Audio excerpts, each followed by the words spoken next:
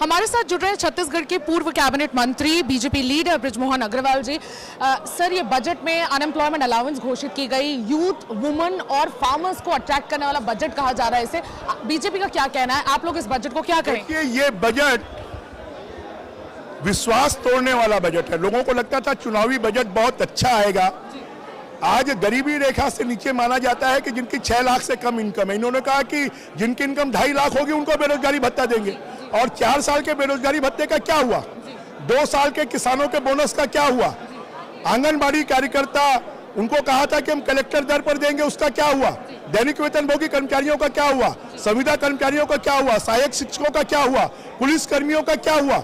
ये बजट शहर के, रायपुर शहर के विकास के लिए 1 रुपए इस बजट में राजधानी के लिए नहीं रखा है। इनके पास में खाली बड़ी बड़ी बातें करने के लिए है। और जब 4 साल से जनता का विश्वास नहीं जीत पाए तो अब 3 महीने में जो सरकार वेंटिलेटर पर है, मृत्यु शैया पर है, वो क्या कर पाएगी? ये खाली आंकड़ों का माया जाल है। इससे छत्तीसगढ़ का कोई भला नहीं होने वाला है। बीजेपी ने हमेशा कहा है कि बहुत ज्यादा कर्ज में डूबी है यहाँ की गवर्नमेंट, लेकिन उन्होंने कहा कि पिछले 1 साल में बिल्कुल कर्ज नहीं लिया गया है। 1 साल में नहीं लिया, परंतु पिछले 4 सालों में 1,40,000 करोड़ रुपए का लोन लिया है। और 22, मेरे प्रश्न के उत्तर में परसों बताया गया कि 22,000 करोड़ रुपए एवरी ईयर खाली ये ब्याज पे पटा रहे हैं। जो सरकार अपने बजट का 1/5 हिस्सा ब्याज में पटाती है, वो डेवलपमेंट क्या करेगी? और इसमें पूंजीगत व्यय के लिए सिर्फ 15% रखा गया है, और वो भी 15% में कटौती कर पिछले साल के पूंजीगत व्यय का 50% भी खर्च नहीं हुआ है। तो चुनावी साल में ये क्या खर्च कर पाएंगे, लोगों को क्या दिखा पाएंगे? तो आपको लगता है ये बजट बिल्कुल फ्लॉप है? इलेक्शन के मद्देनजर भी काफी फ्लॉप। ये बजट पूरी तरह जनता के भरोसे को तोड़ने वाला बजट है। हमारे साथ जुड़ रहे हैं छत्तीसगढ़ के पूर्व कैबिनेट मंत्री BJP leader Ajay Chandrakar ji. Sir, काफी पॉपुलिस्ट बजट है ये, इलेक्शन को मद्देनजर ये बहुत ही कैलकुलेटेड बजट कहा जा रहा है, फायदे का बजट कहा जा रहा है, कोई नुकसान नहीं इसमें घोषणा की गई है। और एक बहुत महत्वपूर्ण बात यह है कि कोई कर्ज नहीं लिया गया है। आप लोगों ने हमेशा कहा है कि कर्ज में डूबा हुआ है छत्तीसगढ़ की गवर्नमेंट, कर्ज नहीं लिया गया इस पूरे साल, क्या कहेंगे? इस बजट में तनखे बढ़ाए गए हैं सर। पूरे बजट को एक लाइन में यदि समझे तो जो कर्मचारी हड़ताल कर रहे हैं उनके, जबकि उनकी मूल मांग है हमको नियमित किया जाए, पहले तो उनको ठग दिया गया। दूसरी जो मूल बात कही जा रही है कि पीडब्ल्यूडी में पैसे ज़्यादा दिए हैं। आज बजट हुआ है, विनियोग पारित होकर राजभवन बजट जाएगा, विधानसभा से विभागों तक पैसा पहुंचते तक बारिश आ जाएगी, टेंडर लगते, वर्क ऑर्डर होते तक। तो वो आंकड़े जो दिख रहे हैं सिर्फ चुनाव के लिए दिख रहे हैं। दूसरी बात ये है कि रिसोर्सेस नहीं बताए गए कि ये पैसे आएंगे कहाँ से। जो बढ़ाया गया है, उन्होंने बहुत स्टाइल से कह दिया कि IBFM के तहत घाटा हमारा नियंत्रित है। पिछले बार भी कहा था नियंत्रित है, लेकिन 6.4% से ऊपर गया था। हमारा घाटा केंद्र सरकार की तुलना में कम है बजट डिफिसिएशन। केंद्र सरकार की बजट की साइज क्या है अभी आया था?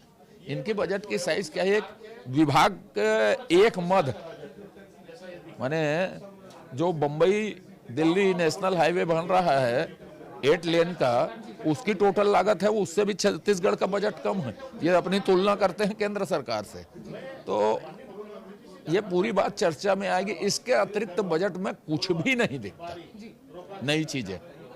सर, उन्होंने लाइट मेट्रो की भी घोषणा की, कहा कि दुर्ग से नवा रायपुर हम लाइट मेट्रो बनाएंगे। आप ये बताइए मुझको, बजट के लाइट मेट्रो के सर्वे में कितने दिन लगेंगे? प्रोजेक्ट रिपोर्ट बनाने में कितने दिन लगेंगे? उतने दिन तक तो श्री भूपेश बघेल मुख्यमंत्री ही नहीं रहेंगे। उसको हम पूरा करेंगे, यदि बनाना होगा देखेंगे। वो पहले एयरपोर्ट तक जो बस चलती है ना, चलती थी, जो हमने पब्लिक ट्रांसपोर्ट सिस्टम बनाया, तो उसको शुरू करवा ले दुर्ग से। जो हमने किया था वो बहुत है, 4 साल में तो उसको शुरू नहीं करवा सके, मेट्रो बनाने चले हैं। और सर, कन्या जो है, मुख्यमंत्री कन्या जो उनको जो राशि दी जाती है उसको बढ़ा के 25,000 से 50,000 कर दी गई। ये भी बहुत बड़ा, मुझे लगता है कहीं ना कहीं बजट में वुमेन, यूथ और फार्मर को टारगेट किया गया। क्या आपका भी यही कहना है? ओलंपिक, छत्तीसगढ़िया ओलंपिक बोले ना, उस दिन प्रश्न का उत्तर सुने ना, उसके बाद जो राशि जारी की गई उसको भी बताया मैंने। अनुपूरक में बजट दी गई उसको भी बताया, मितान क्लब को राशि दी गई उसको भी बताया था। तो छत्तीसगढ़ है, ओलंपिक का कोई सिस्टम ही नहीं है, कौन करवा रहा है शासन को नहीं मालूम, खेलने आ रहे हो खेल रहे हैं बोलते हैं। तो वो एक करप्शन का सिस्टम बन गया है उसमें। हमने कहा था उसको आप पित्तुल यूनियन बना दीजिए, उसके नियम बना दीजिए, ओपन टूर्नामेंट कराइए, स्कूल टूर्नामेंट कराइए, उसको आकार दीजिए, नौकरी में आरक्षण दीजिए। तो उन्होंने छत्तीसगढ़िया नाम का उपयोग करके उसको करप्शन, भ्रष्टाचार का सिस्टम बना दिया। सर, अनएम्प्लॉयमेंट अलाउंस का भी उन्होंने अनाउंसमेंट किया है और भत्ता उन्होंने कहा है कि 2,500 रुपए मासिक देंगे। ये हाईलाइट है इस पूरे बजट का कि कैसे उन्होंने यूथ को अट्रैक्ट करने के लिए किया है। और एग्रीकल्चरल बजट भी कहा जा रहा है इसको।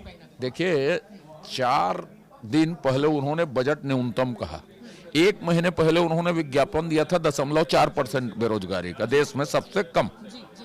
तो 0.4% माने तो एक आदमी के पास 2.5 काम है, समझ रहे हैं ना।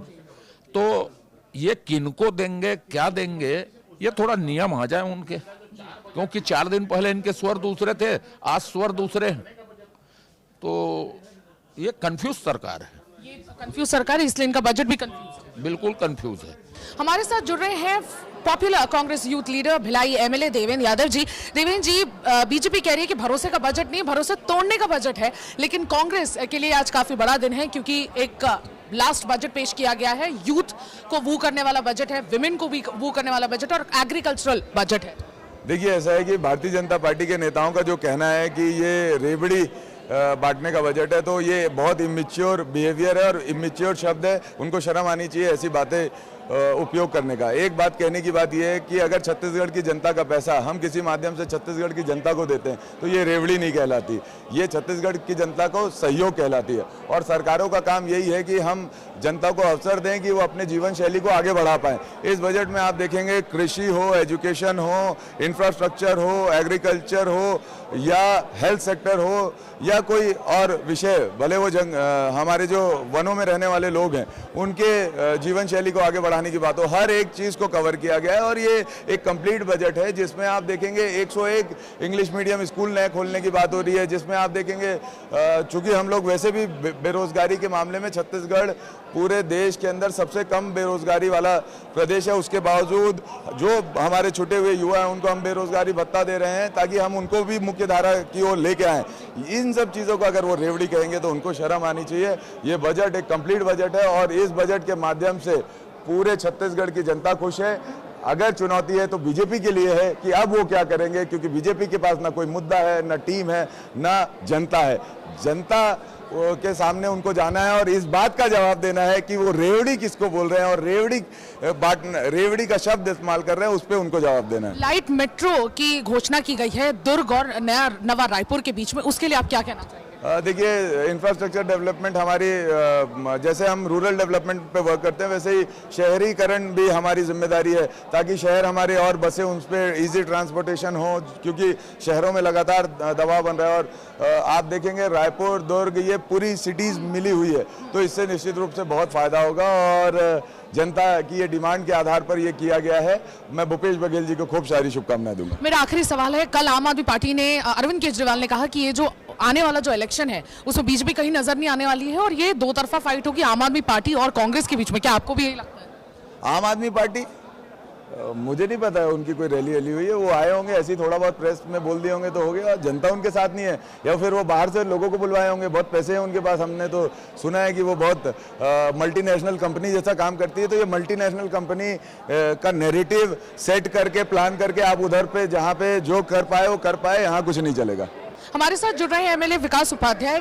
कांग्रेस काफी खुश है इस बजट से, जाहिर सी बात है, लेकिन बीजेपी कह रहा है कि भरोसा तोड़ने वाला बजट है, ये भरोसे वाला बजट नहीं। देखिए, भारतीय जनता पार्टी ने भरोसा तोड़ा है। 15 साल जनता ने उन पर विश्वास किया और उनको बहुमत दिया। 15 साल वो गद्दी पर बैठे थे, वो कर सकते थे। जनता को आंदोलन करने की आवश्यकता क्यों पड़ी? 15 साल कांग्रेस पार्टी सड़क से लेकर सदन तक उन लोगों के साथ खड़े रहकर उनके हक और अधिकार की लड़ाई लड़ने का वचन लिया था।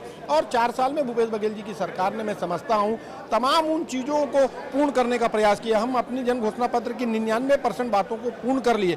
महिला आंगनबाड़ी की महिला बहनें कई दिनों से बैठी थी, उनकी बात को कोई सुनने वाला लगता, लेकिन इस सरकार ने उनकी बात को सुनी। आप बेरोजगारों की बात, युवा पढ़े लिखे बेरोजगारों की बात करेंगे तो 2500 रुपया ऐतिहासिक बेरोजगारी भत्ता की बात है। ये मैं समझता हूँ हिंदुस्तान का कोई भी प्रदेश इतना बड़ा निर्णय नहीं लिया।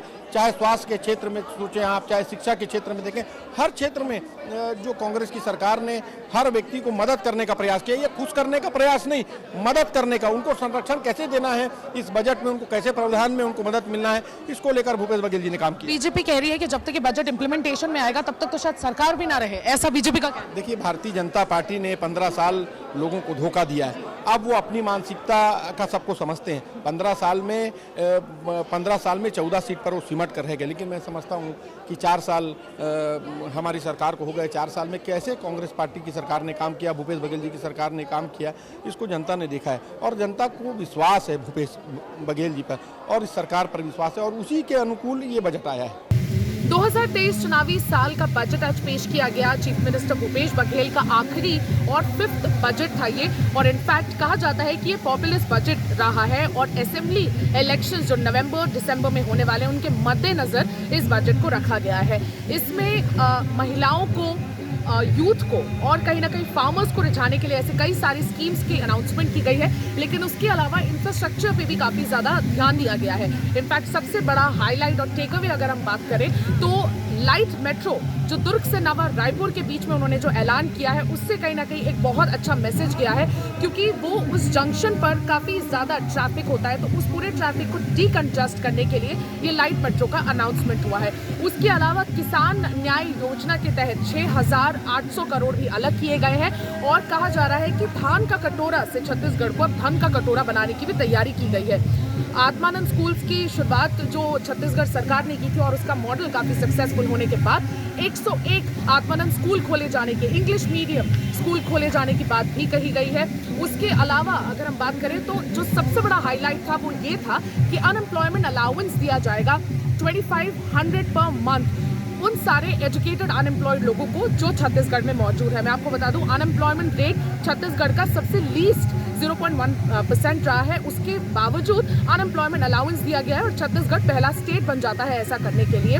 इनफैक्ट उसके अलावा अगर हम बात करें तो एग्रीकल्चरल बजट था, लेकिन अगर विपक्ष की बात करें तो उनका रिएक्शन बिल्कुल एक्सपेक्टेड था। भूपेश बघेल ने अपनी जो स्पीच की शुरुआत की थी उसमें कहा था भरोसे का बजट है, लेकिन बीजेपी ने डब किया इस पूरे बजट को भरोसा तोड़ने वाला बजट। बृजमोहन अग्रवाल ने साफ साफ कहा कि इस बजट में ऐसा कुछ भी नहीं है जो लोगों का भरोसा बनाए रखेगा सरकार पे। इनफैक्ट अजय चंद्राकर ने भी कहा कि जो इसको इम्प्लीमेंट करने की जो चीज़ें हैं, अनाउंस तो कर दिया लेकिन इम्प्लीमेंट करते तक शायद हो सकता है कि कांग्रेस की सरकार ही ना रहे। तो कहीं ना कहीं इलेक्शन के मद्देनजर उन सारी चीज़ों को रखा गया और सिर्फ 1 साल का प्रावधान इसमें बनाया गया है। मैं सुमी राजूपन, वीडियो जर्नलिस्ट राघवेंद्र के साथ, छत्तीसगढ़ से आज तक।